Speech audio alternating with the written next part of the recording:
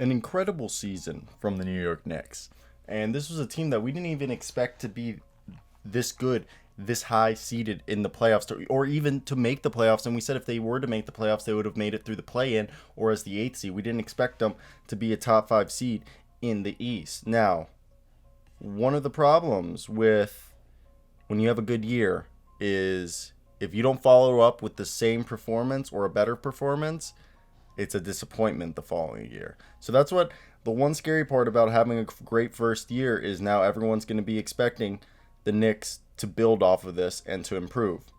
And Reggie Bullock, Taj Gibson, Nerlens Noel, Alfred Payton, Alec Burks, Frank Ntilikina, Derrick Rose are all not under contract. The people under contract are Julius Randle, RJ Barrett, Obi Toppin, Kevin Knox, Luca Veldoza, Emmanuel Quickly, Mitchell Robinson, and Norville Pele. And they'll probably bring back Theo Penson.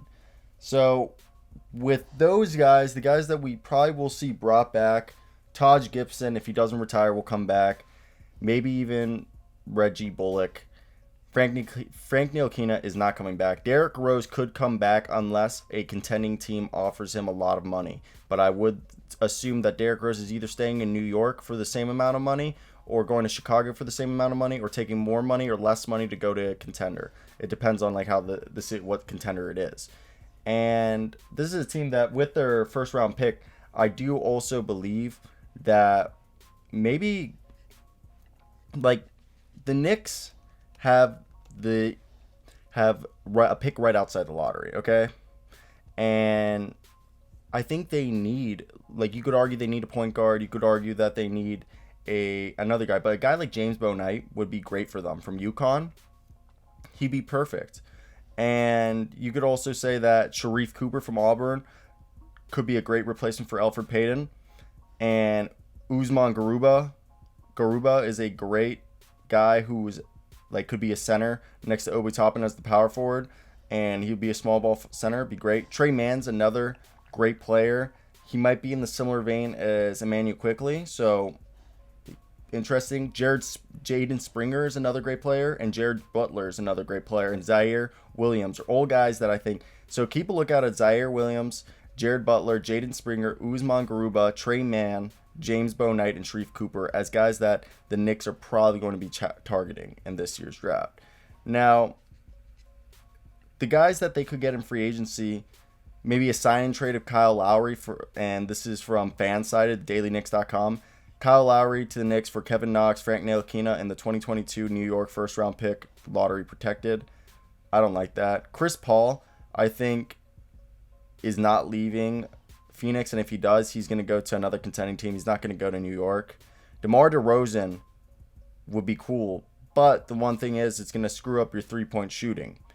So DeMar DeRozan would be interesting. And Kelly Oubre supposedly has mutual interest with the New York Knicks that he thinks he can get over $20 million a year, and you know his 6'7", 7'3" frame and athleticism, shooting, elite defending could really come in handy under Tom Thibodeau's scheme. Now, Luca Veldoza, is he going to be the starting point guard? His past season, he averaged 10.1 points, 3.4 assists, and shot 41% from the field and hit 37% of his shots from three on 4.8 attempts per game. So, you know, we're going to see him in the Tokyo Olympics this summer with the Argentine national team, the Argentina's national team. But I think Pablo Prigioni said he's really good and he's very talented, great shot, knows how to pass. So I wonder if this 25-year-old rookie is going to be able to be the starting point guard. I love Argentine players. I think they're going to be good. But yeah, let's talk about the players they should keep. Derrick Rose, Nerlens Noel, Mitchell Robinson. And I feel like those are the three guys of the free agents they should keep. Taj Gibson will probably be kept. Theo Penson will be kept. He's a great bench guy. They should trade Kevin Knox if possible. And you could argue, I don't think anyone else, if they want to sign and trade Derrick Rose, if Derrick Rose allows them to sign and trade him. But basically, I don't think they would do anything else besides that. Now, the Knicks, they're a great team. I really do enjoy watching them. But they also have their own problems. So I want to hear your thoughts down below. What do you guys think of the Knicks? Like Tom Thibodeau, Knicks offseason. If we just Google what are the internet saying about the Knicks, we're saying they should trade for Jaylen Brown, which would never happen. They're not trading Jaylen Brown. So Sir Charles in charge says the New York a blueprint for the 2021 offseason. Who should remain on the roster? So first off, Kevin Knox, Frank Ntilikina, and Elfrid Payton, according to this article, are all goners. And Knox has a year left, like I said, before he hits restricted free agency, so you could easily get a second round pick for him. And Payton and Ntilikina are both going into free agency, and Payton's time has basically come to an end, while Ntilikina is a bench piece that might be willing to bring back if he's willing to sign a veteran's minimum. Alec Burks, Reggie Bullock, and Nerlens Noel would be three guys that the Knicks would love to retain. And I think they'll be able to keep Reggie Bullock and Nerlens Noel. I don't think Al Burks will be able to.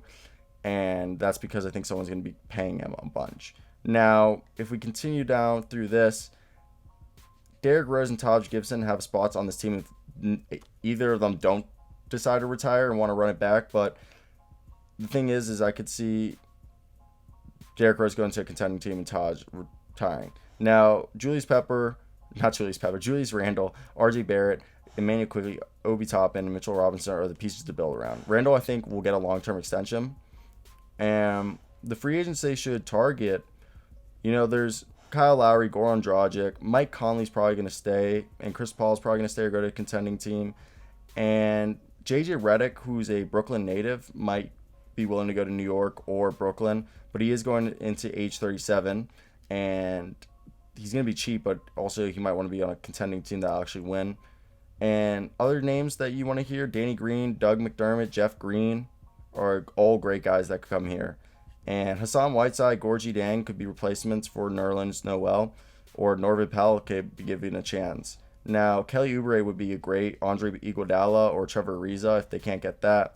But yeah, that's basically my thoughts. And I've said Jaden Springer, Jared Butler, Trey Mann, Chris Durant is another good guy. Charles Bassey, Deron Sharp, Alvarez Sewun are all guys that you could go see. Or Roku Perkichin is another great player.